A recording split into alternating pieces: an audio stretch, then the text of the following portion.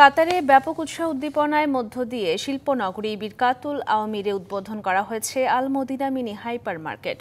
কাতার প্রতিনিধি আমিন ব্যাপারী জানান, প্রতিষ্ঠানের বাংলাদেশি উদ্যোক্তা মোহাম্মদ আলমগীর হোসেন আলীকে সঙ্গে নিয়ে ফিতা কেটে উদ্বোধন করেন কাতারে নিযুক্ত বাংলাদেশের রাষ্ট্রদূত মোহাম্মদ নজরুল ইসলাম।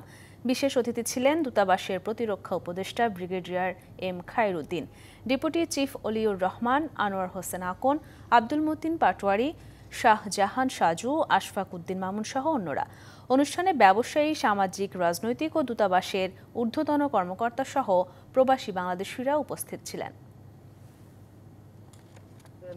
100+ বলা যায়, 4টা মার্কেটে আমার লোকজন কর্মরত আছে এবং আমি ইনশাআল্লাহ ইন ফিউচারে চেষ্টা করতেছি অ্যাজ লাইক লুলুর মতো বড় একটা কিছু একসাথে করার জন্য, যেখানে নাকি শতখানিক বাংলাদেশি ওখানে কাজ করবে এবং আমরা সবচেয়ে সস্তায় যাতে বাংলাদেশিদের কাছে পণ্য বিক্রি করতে পারি। আলী সাহেবের আরো ব্যবসায়িক সাফল্য আমরা দেখব এবং এর মাধ্যমে কমিউনিটি, এখানে যারা চাকরি করেন তারা বিশেষ করে সার্বিকভাবে বাংলাদেশ রেমিটেন্সের মাধ্যমে উপকৃত হবে বলে আমার বিশ্বাস।